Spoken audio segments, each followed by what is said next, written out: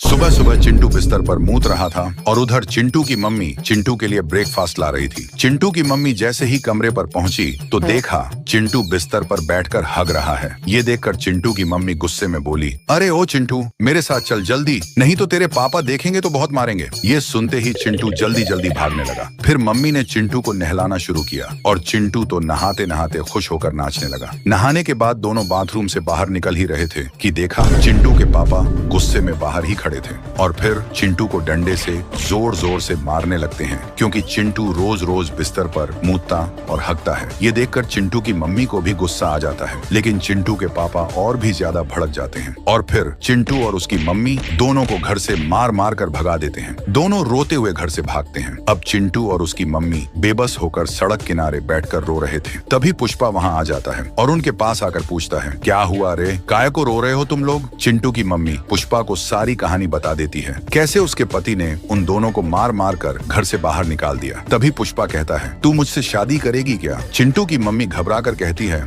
नहीं नहीं पुष्पा, श्रीवल्ली मेरे बाल नोच लेगी। तभी पुष्पा हंसते हुए कहता है, नहीं रे, श्रीवल्ली तो मेरे पड़ोसी राय स्टार के साथ भाग गई। ये सुनकर चिंटू की मम्मी शादी के लिए हाँ कर देती है और दोनों पुष्पा के ट्रक पर बैठकर उसके साथ चले जाते हैं। रात में तीनों एक ही बिस्तर पर सोते हैं। सुबह होती है और चिंटू की मम्मी उठती है तो देखती है कि चिंटू ने फिर से बिस्तर में हक दिया है और फिर चिंटू की मम्मी और उसका नया पापा पुष्पा दोनों मिलकर जोर जोर से हंसने लगते हैं।